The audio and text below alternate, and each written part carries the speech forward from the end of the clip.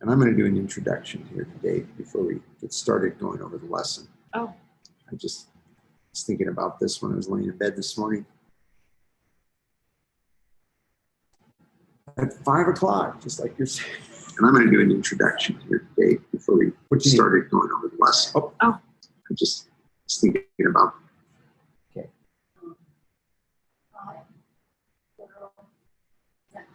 This is the reading mark on that. On the first one? Mm-hmm. Yeah, it's hit. High. Oh, yes. Okay. Is it? I don't think so. Let me just check. This is terrible. Your Greek. Oh, these are endings. These are endings. Never mind. No, those are definite articles. You're correct. Okay. You're correct, Peg. It's definite articles. And I don't have my. Okay. Screw that. Yes. Okay. But pull up. Okay. Right there. I have to make this larger so I can see it.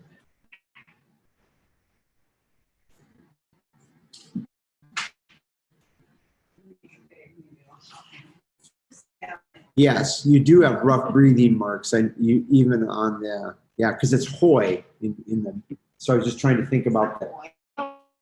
Saying second declension is hoy, and so here it's high. So you have it here also. Oh, I see that. Okay, I had to pull that up. I had to pull that up and check myself. So. I'm not trying to go anywhere. What are you doing? Okay. For those that are joining us this morning, there's Joe and Elizabeth right there. Let's admit them. And Joe. Good morning. Just a quick introduction for those, because every week I notice that there are some that are joining us on YouTube, and I don't know who you are. I hope you're benefiting from these lessons. As you can see, we're not moving very fast, number one. And number two, we are being very informal. We're just trying to provide an opportunity for people that aren't going to go off to graduate school and take a graduate level Greek class or beginning college Greek class right away. Just kind of give us a chance to get our feet in and learn this and find out that everybody can learn Greek. We just take some time. We may not learn it fast, but we can learn it. And it is beneficial for better understanding our New Testament. And so I trust that it's helpful for you. And with that, we left off last week. I said today what we're going to do is we were going to work through those, we're going to work through the answers in our workbook. And again, for those of you who haven't joined us, the textbook is Essentials of New Testament Greek, revised by Thomas Sawyer from Ray Summers' book. But this is the workbook that we're going to be working through today. But before we do the workbook today, we are going to look at, we're going to review our endings, okay? Now my wife has taught school, and she taught grade school, and so I had asked her this question, because I used to do this when I was learning Greek. I would just repeat endings over and over and over and over. What do some people say, ad nauseum? I don't think it was ever quite that bad. But we've done that with the verbal ending. We've only learned one set of verbal endings at this point. But when we get here, the nominative, excuse me, not the nominative, the first declension feminine endings are presenting for us just a little bit of a challenge, because there are quite a few endings here. And so we want to try to understand these better. And let's see if I can get this to come up here so I can. That did not work. Just a second. Pull this over here so that we can all see this together. What we're going to do is we're going to do something that for adults seems probably very, I think the word is pedantic. Is that right, Peg? Seems very just very repetitive, not something that an adult would do. But if you don't do this, I think it's going to make it harder for you to learn these endings in the long run. So as you can see, I've shared on the screen the endings, and what I want us to do in looking at these endings now is I want us just to repeat these over and over. And I'm not going to count how many times we're going to do this, but I asked my wife, if you were teaching these to a 3rd or 4th grade class, would you just have them repeat it all out loud with you again and again and again? And she's like, yes, I would, because it really helps you ingrain it. But it also helps you say to yourself, this is what I need to do when I'm studying this on my own, when I'm away from the classroom. So here we go. We are starting with the first declension feminine noun endings, where you have the stem that ends in epsilon, iota, or rho, which on the board doesn't make any difference for those of you online, but it's this set here for us. So we're just going to go through these and we're going to repeat them all together. We're only going to say the 4 forms. We're not going to say all the cases. Okay. So, well, we have 4 forms, but remember, as is 2 cases and a represents 3 cases. So here we go. A, as, on. A, as, on. A, as, on. A, as, on. A, as, on. Okay, that's 5 times. I was going to go 10, but you get the point what I'm trying to make. I think if you would learn just to sit back, and those are just the singular. The nice thing about the first declension feminine noun endings in the plural is they don't change. It's only in the singular that they change depending on how the stem ends. Okay, for then balance, let's go through and let's do that 5 times with the plural endings. Okay, I own ice, os. I own ice, os. I own ice, os. I own ice, os. I own ice, os. Okay. Excuse me. Okay, so now let's move to the endings, singular endings, for stems that end in sigma, double lambda, or any of the double consonants. Let me get some coffee here. Okay, here we go. A, ace, a, on. A, ace, a, on. A, ace, a, on. A, ace, a, on. A, ace, a, on.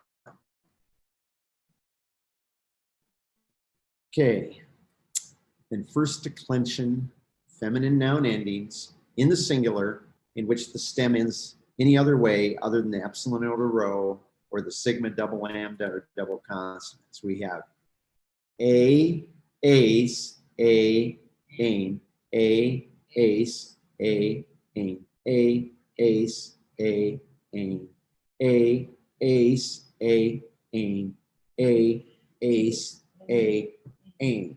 Okay. And my encouragement for you is to take some time every day and do that. In fact, if you're a mom that's picking her kids up at school and you're waiting for them to come out to the van, that's a good time to rattle them off. It's a good time to rattle them off. I mean, seriously, we have all kinds of little moments. I worked in a hospital kitchen my first year in seminary, and I was a janitor in there. And I would have little times where there was like a break and you were waiting for somebody to do something and you got like 1 minute. And I would reach in my pocket and I would pull out my cards and I would review things standing there for 1 minute. And sometimes just those 1 little minute bursts are good ways to kind of re-ingrain some of these things into your mind. And again, I'm just going to say, if you think that that's a little, and I hope I'm not misusing the word pedantic, which is kind of a word for like kind of tedious education, teaching, the way we do it. when I went to seminary and I took Hebrew, my first year, almost every day in Hebrew class, here this is seminary level Hebrew. Our professor went over vocabulary words. He had vocabulary cards about that big, and we would go over vocabulary as part of that class. Of course, we had Hebrew 4 days a week, and so we had some time to squeeze that in addition to learning endings and forms and different things like that. But I look back at that and I'm thinking, that was really beneficial for me. And people would say, well, that's not very honoring of that level. I didn't care. I learned Hebrew. That's all I cared. I didn't care how prestigious that looked or anything like that for the banner. So do this kind of stuff. And maybe I will try to remember to have us do this again in class. Now, I want you to open a Greek Bible.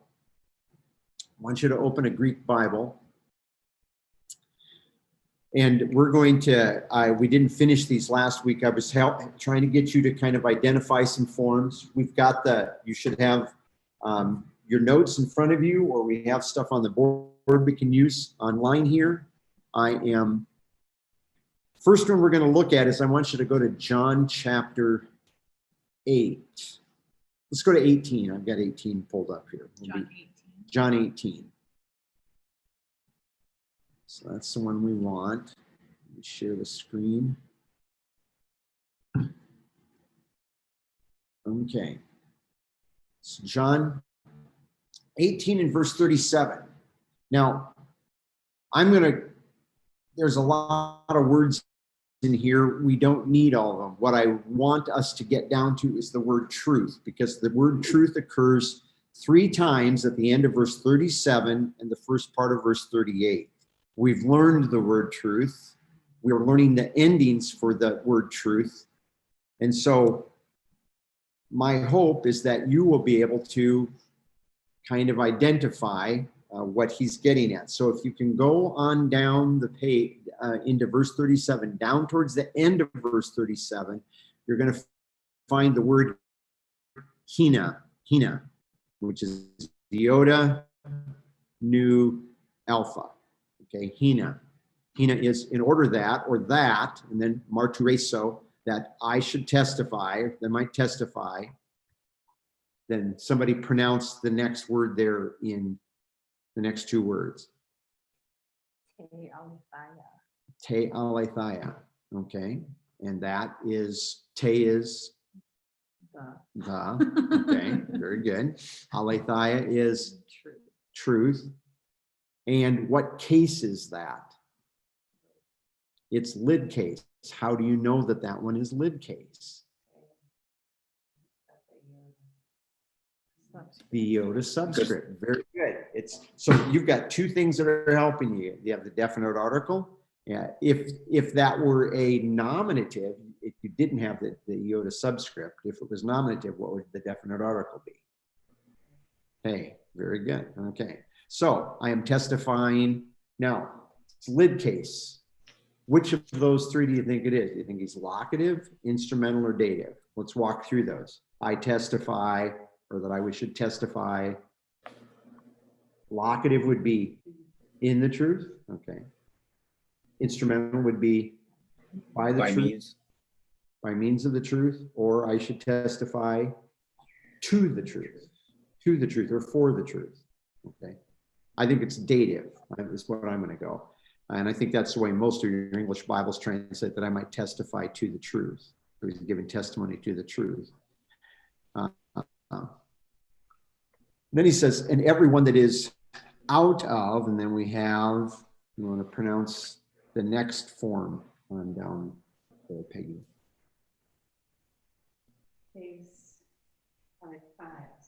Okay. Tes aletheis. And again, tes is the. Aletheis is our noun. Truth. What case is this? Genitive, ablative. Now, we haven't learned prepositions yet, but that preposition right in front of the tes is the preposition ek. It's the preposition ek. And ek means to be out of or out from. So if we have out from, how might that help you figure out which case this is of the genitive ablative? Okay, ablative. And when you go on in advanced Greek, we often would call this what we call an ablative of source. That is, those that have their source out of truth. That is, they are from truth. Okay. Now we have a verb that we know. Joe, you want to tackle the verb there after aletheia? The verb after aletheia. This verb right here. Oops. So that's akunai. Height. It's akuai. Akuai. Akuai. Oh yeah, akuai. Akuai. Akuai. What So- is that? Okay.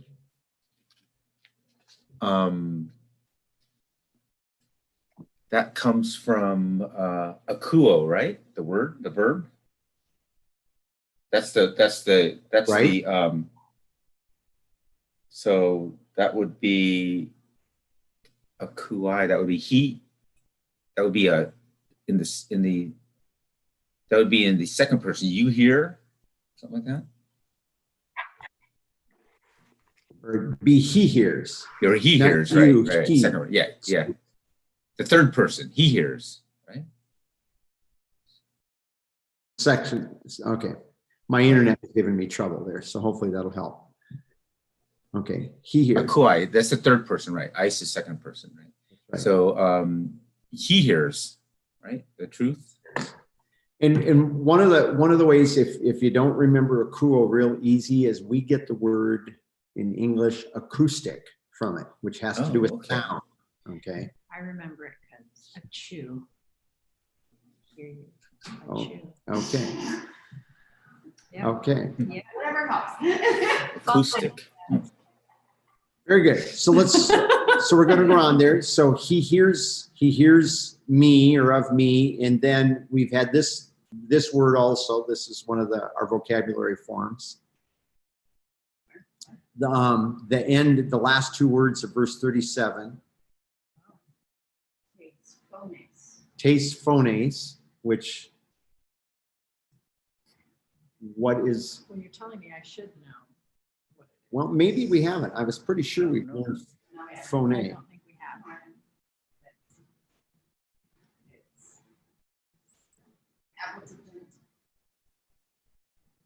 I believe genitive. Okay, that's right. And so he hears. Okay, so we haven't learned phonemes. Okay, I should have checked myself on this one. Think of phonograph. Think of phonics. It's voice or sound. Okay, voice or sound. So in this case, it would be he hears my voice. That's that move. Yeah, mu is mine. It's a genitive pronoun in this case. Okay. That's interesting. Yeah. Descriptive or possession. So it's describing it by saying it's my voice, not just anybody's voice, but my voice. So. And the mood tells us who it's describing. I mean, it's in a quote from Jesus. Right. So you can't just say tes phones. Right. So what you're going to have to do is everyone that is out of the truth hears my voice, is what Jesus is saying. And here's a place, by the way, where in English, we don't normally translate the definite article here because we don't say, here's the voice of me. Some people do for very strict literal translation, but it's kind of awkward English. Okay, now to go to verse 38. Verse 38. And what's the verb there in verse 38? The beginning. Legai. Right at the beginning. To say, he says, or like Okay. Is that the one? So it's from our vocabulary form is Lego, but Right. the ending here is So somebody else is saying, so Yes. So it's third person singular. Yeah. Third person. So it looks like Pilatos down there saying. Okay. And Pilatos is Pilate.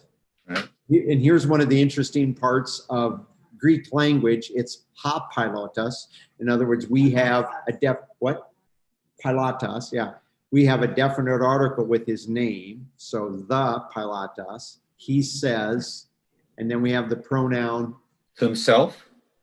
We have the well, it's actually, this is a dative pronoun, so it's, which we haven't learned him yet, so that's okay. It says to him. So Pilate's speaking back to Jesus. Okay. And we haven't learned these next words, two words. Ti would be, in this case, what, and then estin is. Okay, what is, now here's what the word we're looking at again. This, we have three of these right here together.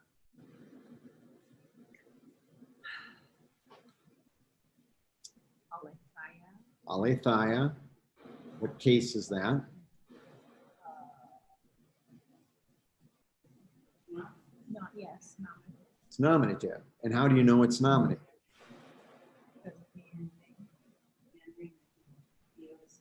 Okay, so back up in verse 37, we had aletheia, but it has the iota subscript under it.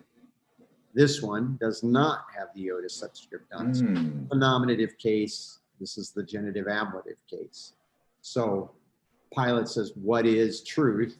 And we, if you remember from our first, like one of our first lessons, we looked at punctuation. That semicolon, it's a semicolon to us in English, but in Greek, that's their question mark. So what is what is truth? It doesn't show any punctuation. Just keep in mind, when Paul wrote or John wrote, they probably used one punctuation mark, maybe two per page.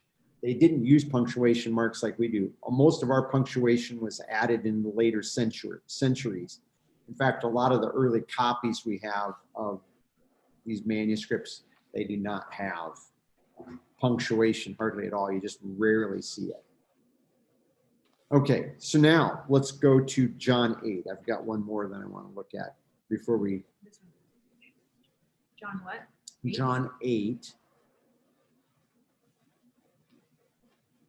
John 8. And when we get there, go to verse 32. Very, very popular verse. You know the verb, you just aren't going to recognize the form in this verse because it's a form we haven't got to yet. Something about knowing. Okay. It says, and so that is a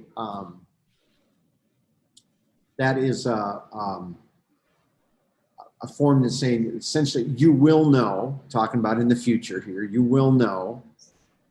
Then we come to our form of the word that we're looking at here. We have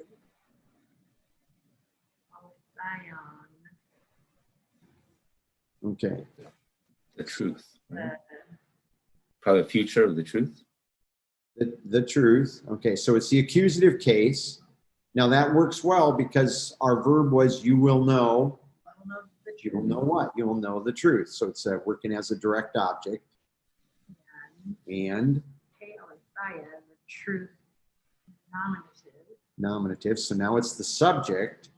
And then you don't know this next verb. It's a big form, but that's beautiful word, beautiful Greek word, freedom or free. This is the verb free. It will free humas, you. So we know this is a classic verse. You will know the truth, and the truth will, our Bible say, set you free, or literally it will free you, or a little bit more plainly, it will free you. Okay. But that's a nice verse because right there, almost back to back, you have two forms of the word truth. One in the accusative case, one in the nominative case. So, okay. And let's go to 2 John. What? Oh, okay. The last one there, yeah. Because to me, it was always fun doing Greek out of the book and all that stuff. But whenever our professor actually opened up the text and we actually got to look at it, go to 2 John, find verse 9. When we open it, you can actually look at and realize that you could actually read some words in your Greek text. To me, it was always kind of like, wow, this is so cool. This is so cool. So I'm doing this to hopefully encourage you. Okay, so verse 9. What we're looking at is one of our vocabulary terms. We're looking for the word didache. And so 2 John 9, it's pas ha proagon. It's everyone going ahead. Then we have the conjunction kai, which is, and then I think we did learn may, which is not. And then we have a participle of meno. Meno is to remain or stay. The one not staying, en, which would be in this case. I shouldn't have told you that because that might help you with the next one. Here we go. Joe, so I want you to take. So that looks like it's either a lid for sure. So teaching, right? Or Teaching. Okay. In the teaching. Okay. And because I kind of already gave it away with the N. Right. It's to live in the teaching. So that's probably instrumental by. I wouldn't say instrumental. I would say no. Locative. Locative? Oh, okay. Yeah, my wife's a better teacher than I am in this regard. Okay. She has to give people answers. I'm sorry. I apologize. That's okay. In the teaching, and then we have to Christu. To Christu is the Christ. So so we have in the teaching of the Christ. Of the Christ. Yeah. And of the Christ could mean the teaching about the Christ. It could be the teaching that comes from Christ, which would be a little bit more ablative. I'm inclined to think it's a teaching about. Okay. Then we have theon. Oops. Just to let you say it. Theon, what case is that? Accusative. Okay. Yes. Masculine, second declension. Accusative. Very good. Okay. Now we have. What? No, never mind. Then No. I'm going to ask that. Why is Christu and then theon? Well, we'll put it all together here. We have to get the Okay, whole. fine. We have to get the whole thing together here. So we have theon, and then we have. So it's accusative. Accusative is the functions in this case as the direct object, but we have to come up with a verb, which we don't have yet. So ook, we haven't learned yet. Ook is a form of the word. We have oo. The first two letters of that is the word no or not, like may. It has some different use, not some different uses, but different places that you're going to use it in ways different than you're going to use may. But because it occurs in front of a verb that has, or a word that has a vowel at the beginning, they've added the kappa at the end of it. So instead of saying uekai, it's ook, and then ekai. There we go. Doesn't have. Doesn't have. Okay. Doesn't have what? The teaching, maybe? No. He doesn't have God. Okay. It doesn't have God. Okay. So what he's saying here is everyone that goes ahead and does not remain in the teaching about Christ, he does not have God. Okay. This. Okay. Okay. And then, just a second here. Okay. So then it goes on and it says, and then the one remaining in, again, The teaching. Okay. And that would be by context. Yeah.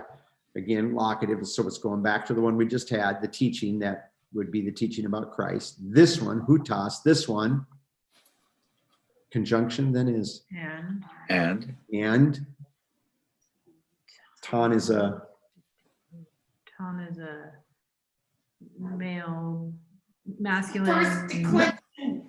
But Because patera is. Actually, patera is Dang, not. man. Patera is not. We haven't even, we Okay, haven't got okay, to that yet. okay. Okay. But it is accusative. But, It's a- it's a second declension. Second declension. Sensitive. Yeah, it's a masculine, it's a That's my masculine second ending, declension. okay? Because the word patera, which we haven't learned yet, pater, does anyone want to take a guess what pater stands for? Father, okay?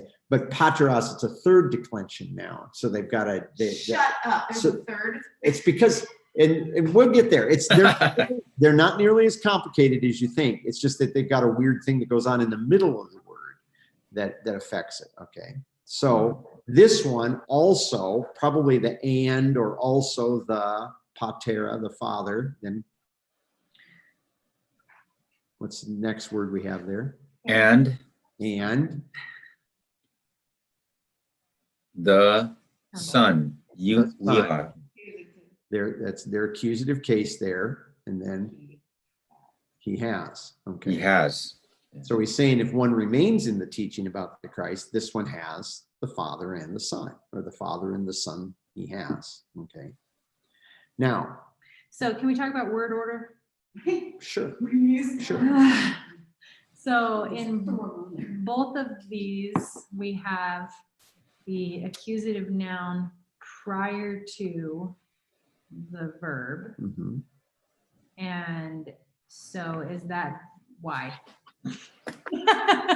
Because Greek is an inflected language, meaning the ending tells you where it has to function in a sentence for us, what part of speech it's going to, or not part of speech, but which case it is. That's all determined by that. Therefore, you can rearrange words for emphasis. So the emphasis in this word, and different people are going to look at the emphasis different, but you could start by the beginning and the end. This one has, and he has what? Has the Father and the Son. See? So you're bringing an emphasis to it in a way that we can't very well in English. The only way we can bring emphasis out in English, That's chapter 7, Greek sentence, when you learn. we learn some things about that. Yes. Yeah. But we have, Well, that'll be helpful. but we have already learned when we first learned cases in this class, we did learn when we learned cases that because of case endings, or order of words in a Greek sentence do not have to match the order of words in an English sentence. Right, so when we're looking at this, the theon ukakai and ton theon akai, what is being emphasized in these sentences that I'm looking at in Greek? And it feels like it's just all Greek. Mhm. Well, I would say in both of these sentences, the big thing that John is bringing out is that you've got two kinds of people. You've got people that stay in the teaching, and you got people that don't stay in the teaching. And in the context, I think the very fact that he says he does not have God, and in the second statement, he has the Father and the Son. And by the way, we haven't got to definite articles in the significance of them, but God in verse 9 does not have a definite article. Right. And I believe it's because when you come to the second phrase, this one has the Father and the Son. The Father and the Son are encompassed in that title God. Usually in Greek, in the New Testament, not always, but most of the time, my experience is when God occurs with a definite article, look in the context, it's referring to a person of the Godhead. Look in the context. Is it the Father? Probably, let's say the Father 80% of the time. But you're going to have times that clearly from the verse just before, he's talking about the Spirit, or he's talking about Christ. So here I believe it's including both of them. But the fact that he says this one does not have God in verse 9, and that in the last half of verse 9, this one has the Father and the Son, he's talking about a difference between believers and unbelievers. And part of that is because he's dealing with the same issue in part that he dealt with in First John, that is namely some people that he called antichrists, unbelievers, that they use the same language we do, but they mean something different by it. and they denied that Jesus Christ is absolutely God. Mormons do this. Mormons are antichrist. They use our verbiage, but they mean something different. Jehovah's Witnesses use some of the same language. They're a little bit more obvious than Mormons. Mormons are a lot sneakier in this matter. So he says they don't have God. Last half of verse 9, this one has the Father and the Son. So this is what he's bringing out. This is what he's bringing out in here. And so then he's talking about what's his teaching, and the teaching is about Christ. Because in the context of First John, as well as in Second John, the teaching about Christ is that Christ is the one that's resurrected. See, he's the one that's resurrected. And so if they have a problem with this, and there's more to it, it's that he's the God-man and he's resurrected. Those are two things from First John. He doesn't bring all that out here in Second John because this is a second letter. Now let's go to verse 10 because I wanted to look at the word didache one more time. That's why we came over here. We had it 2 times in verse 9, but it's both the same form. So in verse 10, it says, and if anyone then erkatai comes pros to you, kai, and this tautain, and here we come to the words, tain, didache. Okay, so what case are we? Accusative case. Okay, so this one, and then is not, and then you know the verb, ferai. Carries. Okay, in which Does not carry. he does not carry what? Or bring. He does not carry or bring. Bring would be the way he doesn't bring what? Teaching. The teaching. Nope. We've already passed it. This Oh. is again that. Oh, the didache. Yeah. Teaching. Yeah, the didache.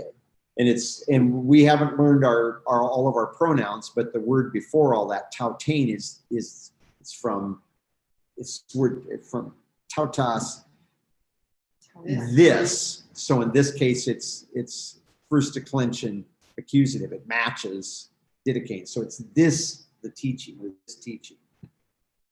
So he's pointing specifically to that. He This does not bring specific it. teaching. This specific teaching. In other words, this is, let's put it this way. This is something that churches are bad about to this day, is that we welcome people into the church that they differ with us on this key doctrine. And we just welcome them. And in the context, it's not just that they're sitting in church with us. It's the fact that we don't check them beforehand to see if this is what they are going to present. So I think he's looking more at people that are teaching this kind of stuff in our churches. That's the issue. If you just have people that are just, all they're doing is just sitting there in church and they hold to these things, that's probably not going to be an issue. It's when they actually teach this. So, okay. So we gave you some opportunity to look at some words, and you really did quite well, I would say, at deciphering here some of the Greek. So, okay. So with that, I'm going to stop this. We're going to open our workbook. We're going to go to our workbook here. Lesson 5 in the workbook. And we're going to see if we can get through some of these today. I wanted to take time and finish what we were doing from last week. So for this, if you've noticed, Mr. Cox that wrote this, he's added some additional vocabulary to this. So if you're doing the vocab app on your phone, you might want to make sure that you add these vocabulary words. And he's giving you a pronoun, which you're not going to learn until you get to chapter 9, pronouns, but he's giving you the pronoun. How would you say that? Autos. He, she, or it. Interesting thing about autos, a lot of times it occurs with a noun where we'd say he himself. And we kind of get that because if you write an autobiography, it's It's a biography about you. So autos, it's pronoun, he, she, or it. Okay. Then we have Femi. pardon me. Theme. Okay, Athemi, yeah, Athemi. Yeah, Peggy had this last night when she was going through some of her stuff. This is it's a me ending verb, so that's why it looks a little bit different. But it's I forgive or I send away. Next one, apostello, I send. Is there a vocabulary word that we've learned that you think might come from apostello? Okay, yes. Apostle, apostolos, yeah. I send an apostolos, or one sent with a mission, okay?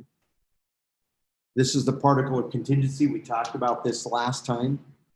On, if, it's a very conditional particle.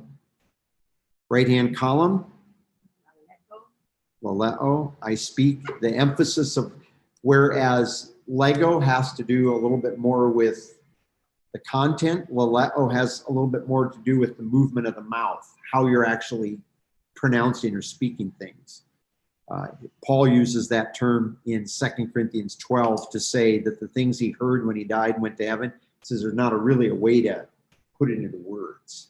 It's not. He says two things. Number one, you're not permitted to do it, but number two, you don't really have the ability to put it into words. And then may, which we also talked about last time, which is not. Okay, so with that, 5.2.a. And oo and slash ook is also a not, yes, okay. So 5.2.a, most of the nouns in the first declension are feminine, but a few are masculine, okay. Number B, the first declension nouns with the article hey are feminine. All first declension nouns ending with eta or alpha in the nominative singular are feminine, okay. The first declension nouns with the article ha, the omicron with the rough breathing mark, they're masculine. First declension nouns whose nominative singular ends with what? Yeah, okay. Ace or os are masculine, okay. Number D, the first declension is noted for the dominance of the alpha sound or the A sound. E, just the stem of a first declension noun is found by removing first declension ending of the nominative singular form of a given word. So that's how we've already talked about that. 5.3a, first declension has four main sets of endings, okay? The student is to be mindful that the blank of the noun, not the declension, determines the article used. Gender. Very good. That was when we got confused over here. Yes, because this is masculine. Right. And these are all feminine across the board up here on the top. Should turn this so people can see that. Okay. Let's see. Point B, remember that the vocative case does not have a definite article. You never say the and call somebody. Boy, both of you get your phones going off over here. It's a group message. Oh, They. okay. We're in Greek class, Faye. Quit bothering us. 4A, 5.4a, the textbook lists 4 of the 5 systems of inflected endings in the singular of the first declension. The blank and blank are the same in all systems of the first declension. Plural endings. Okay. The plural endings, right? Yes, but there's 2 blanks there. Yeah, it's 2 words. Oh, the Oh, I see. I see how you're doing it. Okay, the plural forms. plural space endings. No, that's, you're fine. I was just trying to figure out something else. I put, yeah, I'm trying to figure that one out. And figuring out how to do that one right. 4B, the blank blank determines the system of declining the noun. Stem and ending. Stem ending, okay. So that's why, what are the Epsilon, iota, rho, okay, Good job. so you have stems ending in epsilon, iota, rho. sigma, double lambda, zeta, something else. And Chi, C and no. C and psi, right? I think psi, psi. psi, That one I never psi, learned. yeah. Psi. Oh, psi, yeah. Yep, yep, yep, you got it right. Psi. Psi and C. Yeah. C. They call those the double consonants because it's Yeah, like a it is. mashing together of two consonants. And any other letter. Right, that's the third one. Okay. Again, come back and ask this question again under number C. How does one locate the stem of a first declension noun? Move the The ending. ending. Move the ending, okay.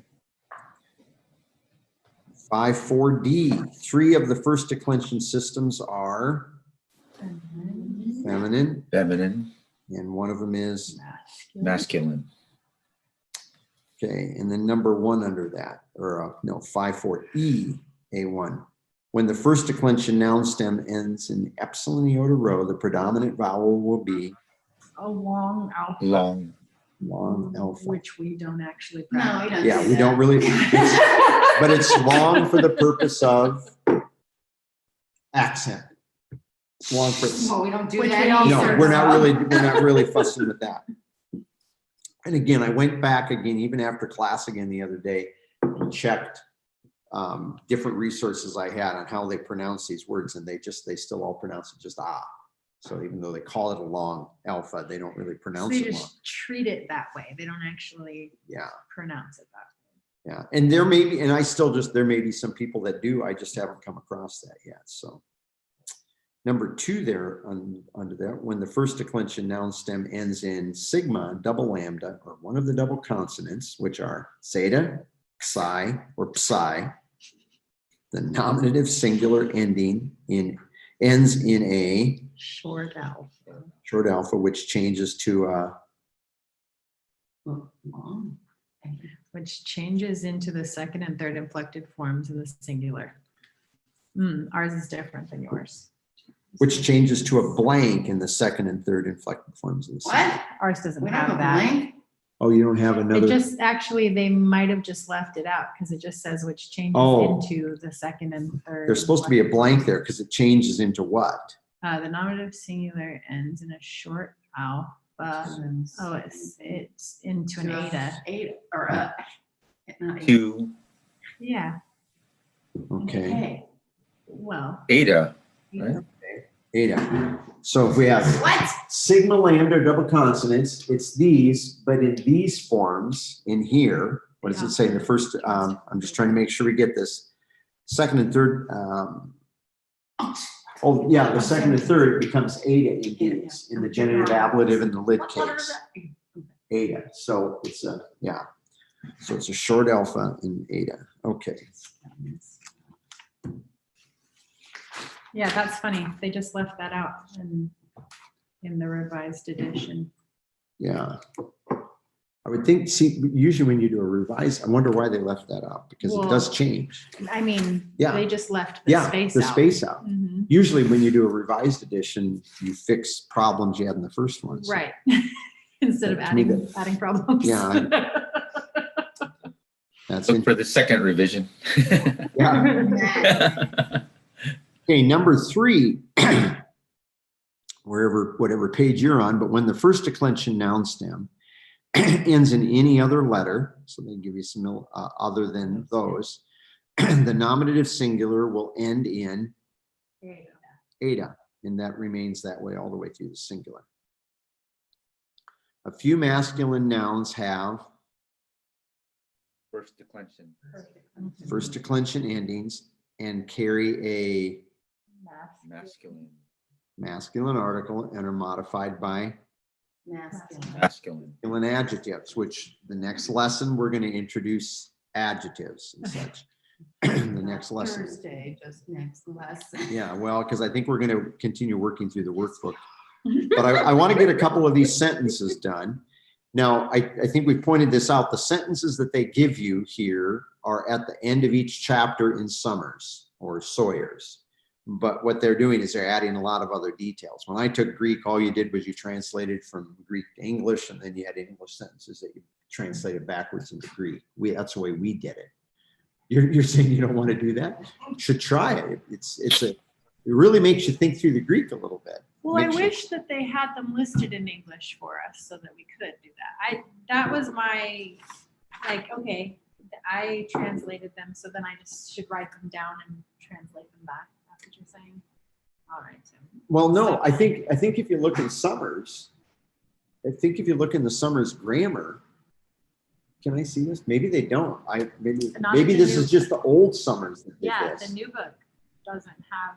They just give Just- they just give you the Greek. Huh.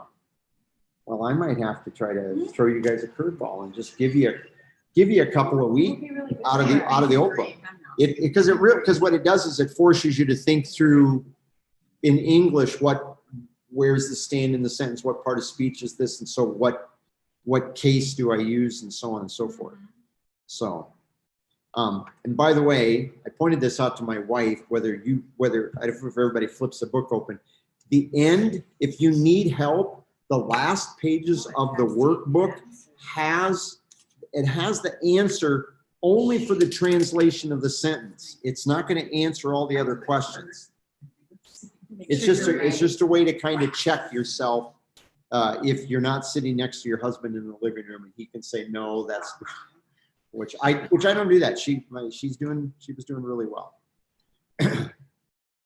Okay. So 5-5 exercise. First of all, I want someone to read. I'm going to have Joe read for us sentence number 1, 5-5. Okay. That's apostolos didicai No, Her-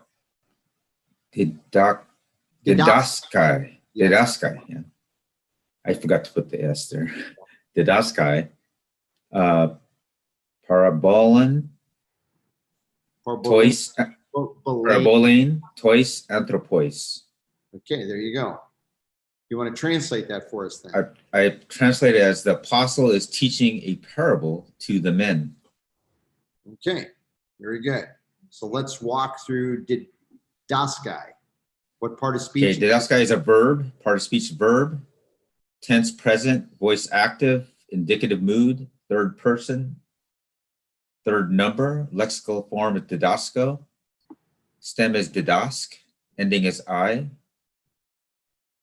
Connecting vowel, I put alpha. And subject is apostolos. Oh, okay. Or he in this case. He. Oh, yeah, he teaches. The connecting vowel would be. Okay, Sure. so look back at that. What actual connecting vowel do you see for the ending there On, on didaskai? oh, you mean the I? Yeah, so it'd be the I epsilon. wasn't, it'd be epsilon is? Epsilon would be the Oh, okay, connecting vowel there, because that's okay. I see what you're saying. Okay, I wasn't sure on that. Epsilon. okay. So number B, keep going there. So why is parabolane translated a parable rather than the parable? And I just put, it's the object of the action. It's the accusative in what is being taught. So that's why I did it as And that's true, but there's a a reason. parable, but it's also, there's no definite article in front of it. There, that's the key answer. There's no definite article in front of it. Good job. Okay, and then C. And then anthropolos, lois, could be translated either dative, locative, or instrument. What is the significance of the dative translation? I just wrote down that the men are receiving the teaching. So it's telling, Exactly what That's, I mean, I don't know how else to respond to that, other than that, well, it's the men that are receiving teaching, so it had to be, that's the significance of the dative. There you go. Right? It's specifying what's going on. So. And can I see that question in your book?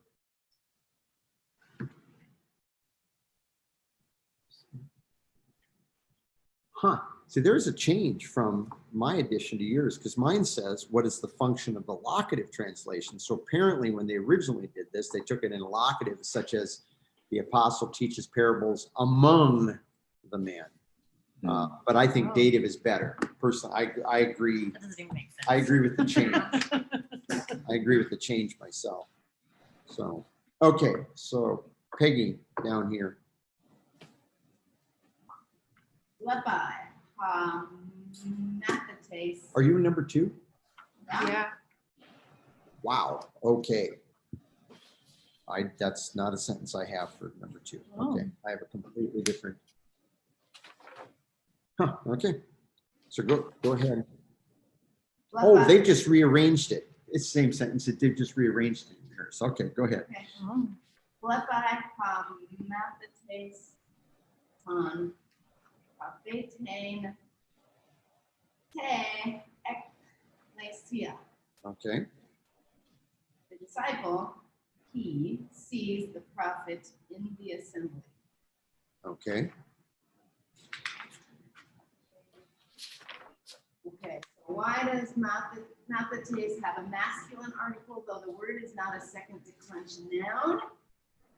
Mathates is a first declension noun, and they have masculine articles.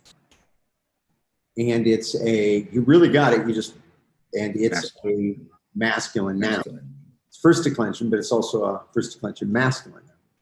Oh, yeah, sorry. Very good. Explain the function prophetain has in the sentence. Accusative is the object of the verb he sees. Very good. Locate ecclesia. Part of speech, noun, case, am I going down or across? Go down. Whatever. Case. What? Yeah. Locative, number, singular. Function in the sentence.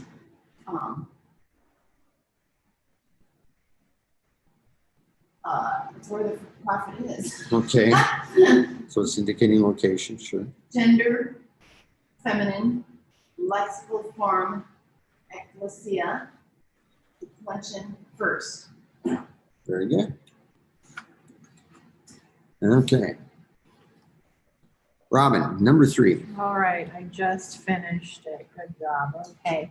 Hoi huioi ton anthropon genosusen agapen kai alethian kai tas graphas. And I translated that the sons of the men know love and truth and the scriptures, the teaching, the graphos, the writings. Okay. Writings are scriptures, right? I wrote scriptures, but Yeah, could be scriptures or writings. Yeah, because script. You know why it's called scripture? Because script. Oh, it was written. sure, Yeah, all it right. was something that was written. Anthropone could be either masculine, feminine, or neuter based on its ending. And what gender is this word, and what is the significance of this use? Well, it has a anthropos is a masculine, second declension masculine noun, so I'm assuming masculine because that's what I know. And what is the significance of this use of the form of the word? Is that what it's saying? Yeah, they want you to choose. Is it genitive or ablative? Right. Well, it's gender. Okay. So what's significant of that? Well, I mean, I suppose it could be either the way I translated it, the sons of the men, the men's sons. So I think genitive though Mhm. is describing who the sons belong to. Is that all I'm supposed to say? That's good. Okay. So it kind of, yeah, by describing the sons, it's not saying just any sons in general, but the sons of the men. So there's something Right. specific. Yes. What case is agapein in? What case is aletheia in? So agapein is in the accusative, and aletheion is also in the accusative. And what case is graphos in? That one is plural accusative. Mm-hmm. Why are the endings of these words so radically different? Well, one is and ends in any other letter stem. One is and ends in epsilon iota or rho stem, and the other one is plural. It's plural. Exactly. Any other letter. The various uses of chi will be discussed in lesson 13. What part of speech is chi? Oh gosh. Conjunction, junction. Yep. What's your There you go. function? There you go. Okay. Well, that's an hour. Are we good?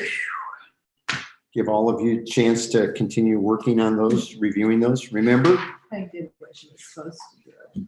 Every- Till 11:40. Yeah. every day, take some time, get a little break. If you're at work or whatever you're doing, you're sitting at home.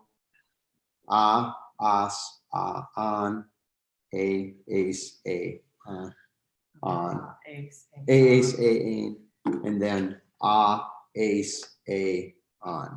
Do that, and then practice your plurals. I, own, ice, as, and just rattle through those. Practice those again and again. Write them on your phone if you have to. Write them on a 3x5 card or piece of card. Stick them in your pocket. Great idea. Pull them out and practice those endings. It's good, and it doesn't hurt you. The other thing I would do is on top of each one of those cards, since they're different, is to say epsilon iota or rho stems, and then have the endings written, or sigma double lambda double consonant stems, any other stem, things like that, just to help you so that you, oh, it's with these, it's with these, it's with these. Okay, Yes. very good. Seriously, whatever you guys might think of how you're doing, I'm just saying, I think you're all doing great. You're picking stuff up, you're getting it. It's slow, but that's all right. So I'm all right with this is not, if you're looking for a speedy version of Greek, I think you're wishing for a lot, because almost every Greek teacher I've had, and the Greek teachers that I listen to online, when I listen to how they're going ahead and presenting stuff, they all say the same thing. It's just, you're learning another language. It just takes work and it takes time. Very few people acquire things fast. So anyway, all right. Thanks for joining us, Joe. And you need to do this online, and we will, are you going to be able to be with us on Thursday? Yes, Okay. this Thursday.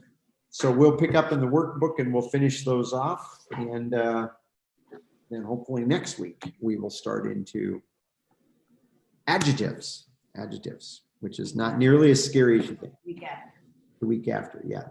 If we get through this. We'll get through this. It's and. Hang on. Yeah. So, that is the right one even. Yeah. okay. I know this is a Greek class, not a Bible class, but it's biblical Greek. I'm going to close with prayer. Father, we're thankful for the word. We're thankful that you've given us so many copies of the Bible in Greek that it can be compared, and people have studied and searched these things. And we just know that we can have such confidence in the word, and just help us as we're working on learning it, learning Greek, so that we can read it for ourselves, that it would be something we would really find beneficial to our study and appreciating you and your plan more. Thank you. Amen. Okay. Have a great day, Joe. Yep, you too. You guys. Thank you. So these two